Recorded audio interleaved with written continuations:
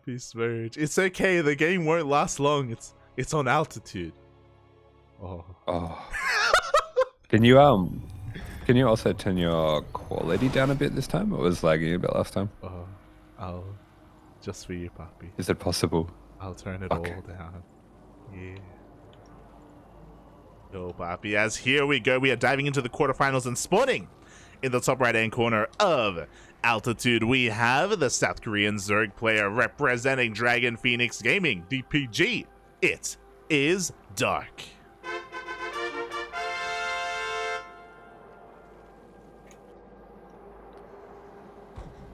And spawning in the bottom left-hand corner of the map.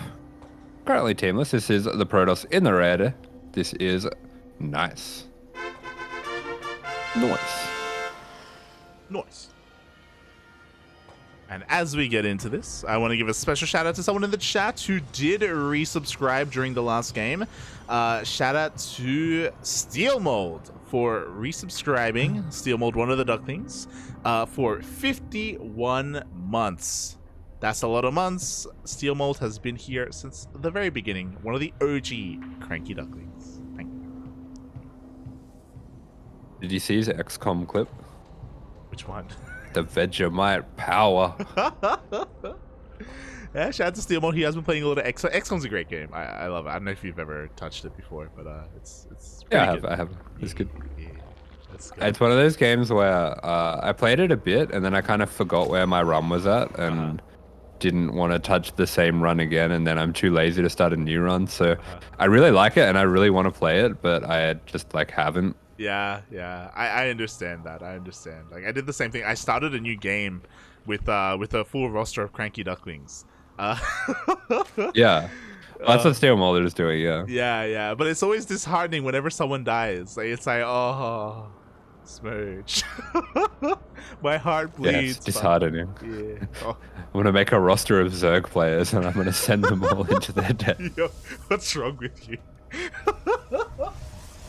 You're an animal. I'm going to be like, reload? You don't need to reload. Get in there. You're going to be like, Saffron, you're going in, buddy. Oh, no. I believe in you. They're on Overwatch. Don't worry, they'll miss. They always miss. They've been missing a lot lately. I'm sure they'll keep missing. Shaking my head. Oh, God. As the game is getting underway, and so far nothing really to talk, so we just keep talking about XCOM. But we have some droning going on. Dark just getting his bases underway, unnatural, natural, all that good stuff. And we're on your favorite. We're on altitude, Bobby. We're on altitude. Oh, I feel sick. I think that's just the last game. I think that's just the 11 disruptors. Don't worry about it. I have the altitude sickness. Oh my god. Make sure you get your oxygen mask going, as Nias is also going to be going to Taking to the Skies. Actually opens up Phoenix instead of Oracle. Yeah, Copium Mask, definitely a good strategy on this map. We are going to see, Phoenix first. This is something that I don't see too often. I do remember, I don't know if it was Nice that was doing it so often. We've seen this before from someone, but it's just kind of an alternate way to clear out the overlords. It's a little bit better at finding them, I suppose, than a Void Ray is, and it's a little bit more subtle as well. A Void Ray kind of, I feel like it sort of has connotations that you're going to be either going for Skytoss or an all-in. Yeah. If you remember, Creator did this quite a lot a couple of months ago, especially because he was one of the few Korean players that, if you remember, he refused to play the hero style. He's like, everyone's going plus on Blink Stalkers.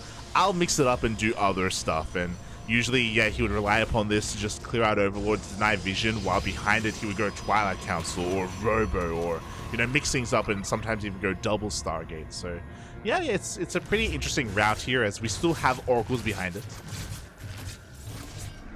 Yeah, I mean, it's looking like he's going for a very standard play here.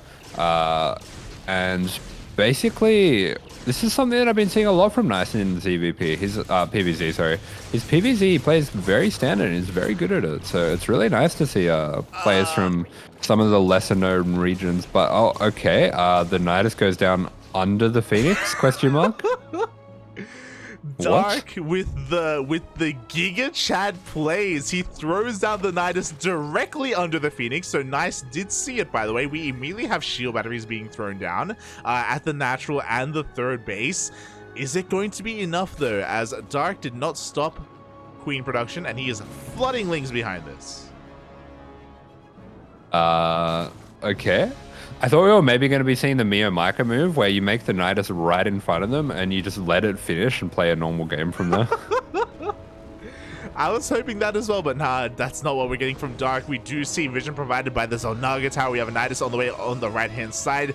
Nice doesn't know, he doesn't see. The Nidus will finish up and the Queens are waddling on out.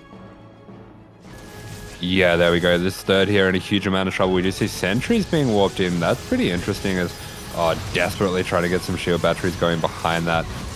Beautiful force fields there. Going to be keeping that shield battery safe, but these Queens, they pose a huge problem as we just see the Nidus being thrown down aggressively right on top of this third. And what does Nice have here to defend? Nice has 2 gates. He has 2 gates and 1 Stargate. He doesn't have the production to warp into anything here, even though he has all these sentries, even though the force fields are looking pretty good. He has no DPS. Looks like one of these Niduses is going to be going down, but the Queens stand strong. Overcharge is about to run out, and the Queens, they just back up and they just transfuse. But what about the Lings?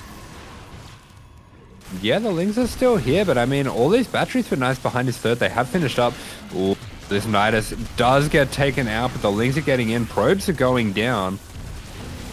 Probes are falling left and right. A lot of economic damage at the same time. The Queens, they come back in. Nice is being pulled apart. He doesn't have enough units to defend both bases at once. Looks like he will clean up the Lings in his own main base, but the third is now under threat. But look at all those shield batteries.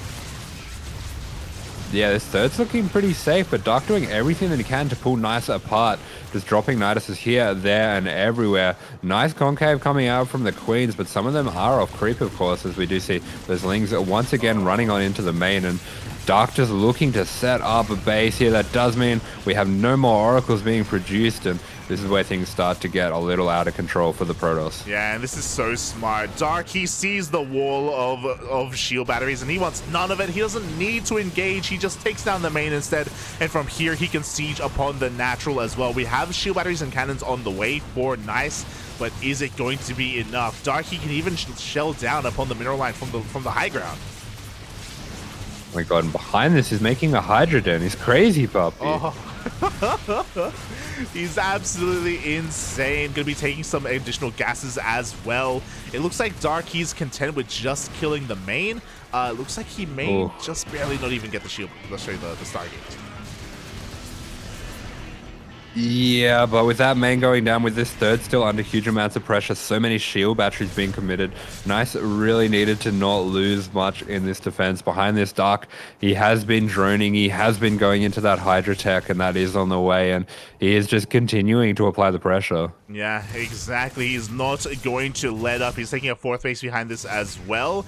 And despite all these shield batteries, damage is still being done here. Dark is still finding a little bit of damage. He's picking up a couple of Stalkers here and there, a couple of probes wherever he can as well. And if things ever get looking a little bit too scary, then Dark, he can always just retreat back into the Nidus. Yeah, I mean, Dark has been able to, with this same amount of Lings and Queens, put so much pressure on the way that he's just been pulling Nice apart, dancing back and forth between the main and the third. He's just relentless with this attack. And there we go. Finally, Nice has defended. Finally, he pushes everything back. But after all said and done, what does Nice really have? He has 2 gateways. Oh, he has 3 gateways now. He repowers the gateway in his main. He has access to the Stargate once again. But he can't really do much else. GG, that's it. Yeah, I was about to say it's pretty dead. Gee. As there we go. We do have it Dark with pretty brutal game 1. Very nice response there to the way that Nice was playing that. I wonder if that was because of the Phoenix. Possibly. Yeah, I mean, that would make sense, right? Like, he's gone for that third at the normal time, which is it's already a pretty tight defense. Usually you have a few oracles and a few adepts and that's it. And that's how you defend Ling Floods. And maybe Dark just seeing that Phoenix is like, well, if you made a Phoenix instead of an oracle, you can't defend this. You Yeah, can't take your third that far. exactly. You're just not going to have anywhere near enough DPS, and maybe just anticipating the greed from Nice as well. So a very nice read, very well executed. Initially, it looked like... Oh, we are actually going to Korea. Okay, yeah. We're alternating to Korea. But initially, it did look like Nice was holding on quite well. He reacted quite well with all of his shield batteries. But the Nidus getting up in his main was the real kind of game changer there for Dark. He was able to just continue to bounce between the bases time and time again. And yeah, Nice. Unfortunately, once those Niduses were getting up, he couldn't stop them. I just can't believe he just threw it down right onto the Phoenix, and it was just fine. Yeah. Doesn't matter, mate. Just do it. Just do it. Oh, crazy. Actually crazy. It is pretty cool though. Like I just like the idea of that, where it's like, yeah, I don't really care if you see it. Like you can't hold it. Yeah, it's very dark. It's very dark-esque. It makes a lot of sense that he would go for that. Oh. Let us in, please. Let us in, Papi. Let us in. As we're getting ready for game number 2, oh, looks like we have our lobby. Oh no, oh no, oh no. Why did that not remove that firewall? Ah. Oh, okay, I'm in. Beautiful. These goddamn players and their firewalls. Oh my god. Yeah, it looks like to keep the rabbits out. Shaking my head. What did Bunny ever do to you? As game 2 is going to be on Royal Blood. Royal Blood. He broke my heart, puppy. Did. He stepped all over my heart, puppy. Ay, ay, ay. Smurge. Smurge. Oh, stay with me. Yeah, Royal...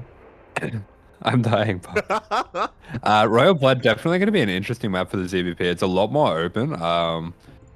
Actually, come to think of it, that might be one of the reasons as well why Dark was able to go for that strategy in that last map. Just because that third there, it's so open. It's really hard to deal with Ling Queen just wrapping around like that. You kind of just have to tuck back into the back of your base there.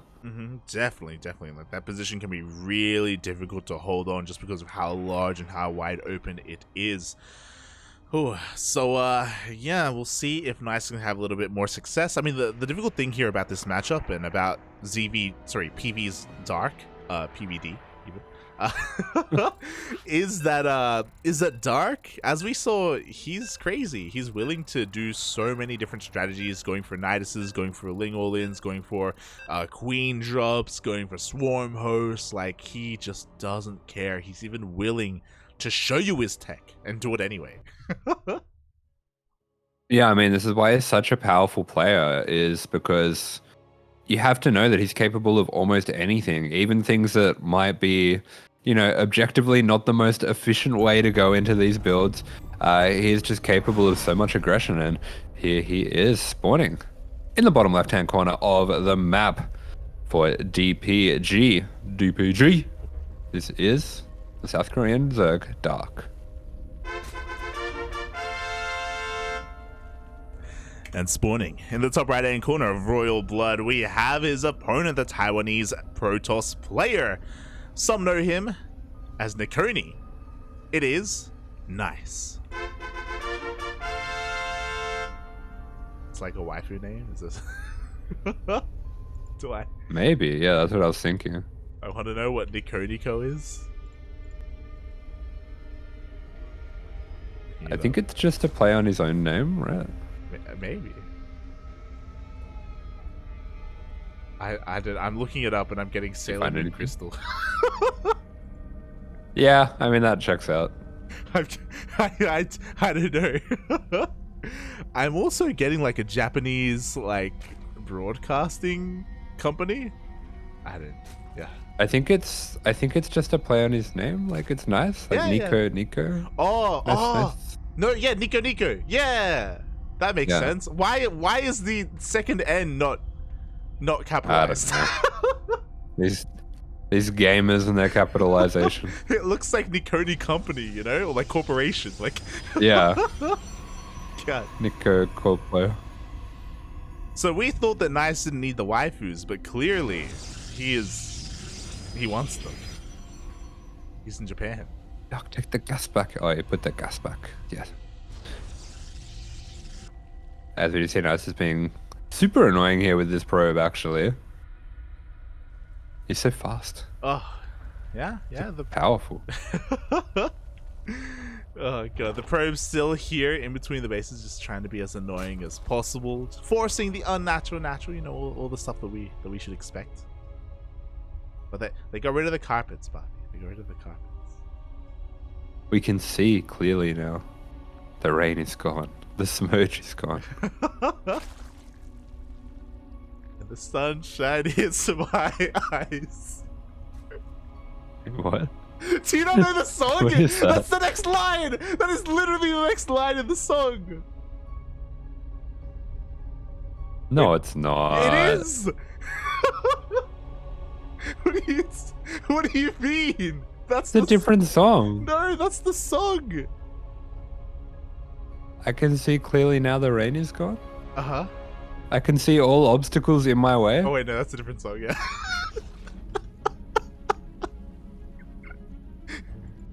I'm thinking of a different song. Lie. Gaslight VAB at it again. True. Do you know what song I'm talking about? No. Do you? Yeah. Oh, look, we can listen to it later. Okay. As you do see, Nice this time going to be making that adjustment, going for a Void Ray instead of the Phoenix. I definitely think that's wise in this situation. I'm looking at. So I guess. Go on. Okay.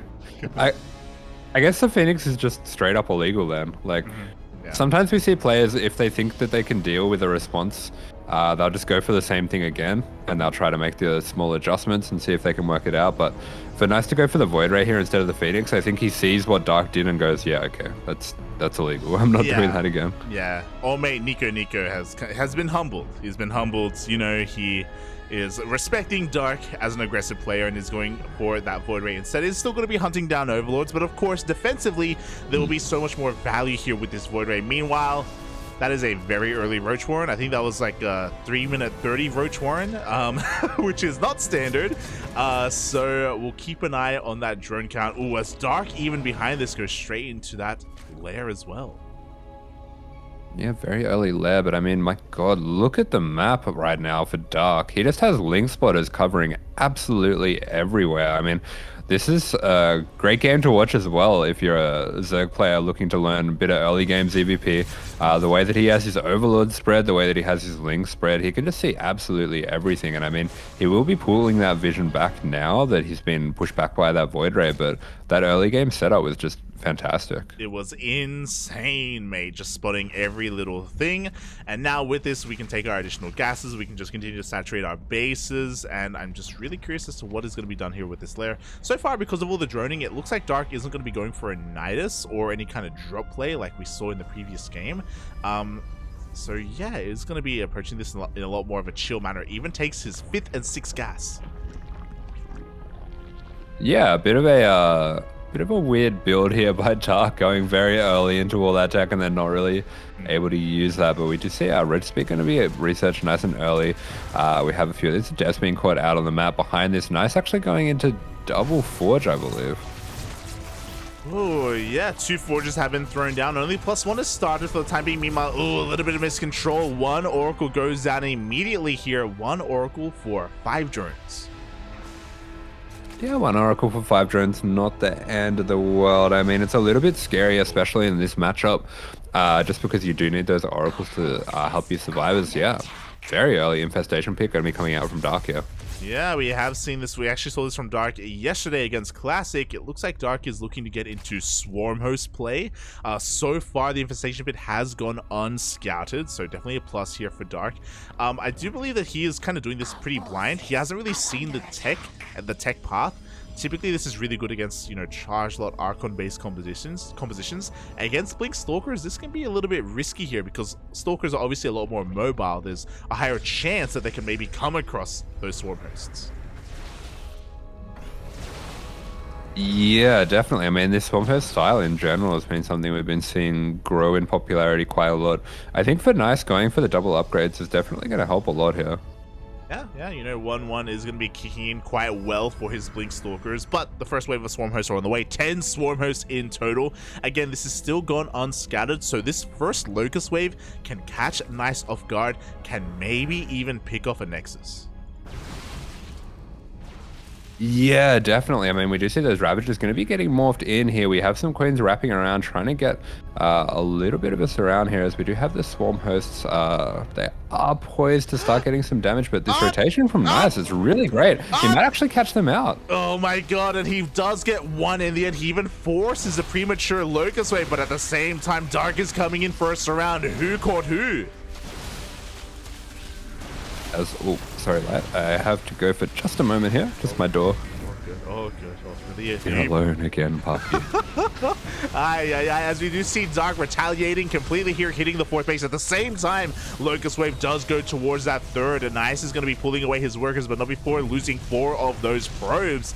It looks like there aren't enough Locusts to finish anything else off, though. Again, it was very important that Nice was able to force that first Locust Wave, and now Nice has the map control. He's going to be able to push this back.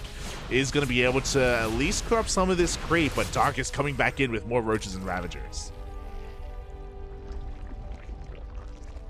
So yeah, Dark only losing 1 Swarm Host. So far this has worked out for him. His Locust Wave is getting ready for another wave here upon that base, and Nice is kind of struggling a little bit. He's actually pushing in before charge is done, but he will be forcing another Locust Wave. Some of them are forced on top of the army instead. And he's being zoned away. We see the Roach Ravager rotating towards the 4th base. The Vials not quite connecting with what they need to. The overcharge is a little bit too good. And Nice survives the 2nd wave. Oh boy, the longer this goes on, the more worried I feel here for Dark that he's slowly going to be outscaled. For the time being, he is maxed out and Nice is on the back foot. But if he's able to defend these waves as well as he has been and continues to do so, then he's going to be in a decent position. Before that happens, Dark once again forces back the Stalker army. Locust Wave is, for the 3rd time, going to be headed towards that 3rd. Like, this is so scary. What's happening? The Locust Wave is coming in. The Roach Ravager actually trading quite well here with those Stalkers. The Blinks, where are they? Yes, there's a beautiful army split coming out from Nice, but unfortunately there's just enough Roaches here that they can one-shot the Stalkers through the shield batteries, so he's going to be losing a lot of those. Oracle's going to be coming back trying to take out all these Ravagers. It looks like they are fully committed and they will be going down, but it is just buying Dark damage with the next Swarm Host wave, basically. I mean, all that Nice is going to have to defend this is those Stalkers, because those Oracles, they're pretty much out of energy. Yeah, I'm not fond of the fact that Nice is continuing to pump out Oracles. He's got non-stop Oracle production, and I feel like we need Void Rays, to be honest. I don't know if this is exactly what is useful right now. We have another overcharge being popped. In comes the Locust Wave, focuses down that shield battery, and it looks like there may just be too much Zerg. Yeah, without that shield battery, the Locust is going to be absolutely shredding. I mean, we see more Stalkers being warped in. Nice is getting an Immortal as well. We see cannons and batteries going down. I think cannons are absolutely vital in this position, but Dark, he is just battering down Nice, and Nice is really struggling to hold on. Yeah, when you go for this heavy Blink Stalker style, you have to trade efficiently, and just too many Stalkers have died this game. There's just been too much of them going down, and now Dark is going for another wave. He still has the momentum going for him, and it looks like he's looking to break the defensive position here at the 4th. Yeah, the Roaches are getting in on this 4th. They'll be taking out the shield batteries, taking out the cannons.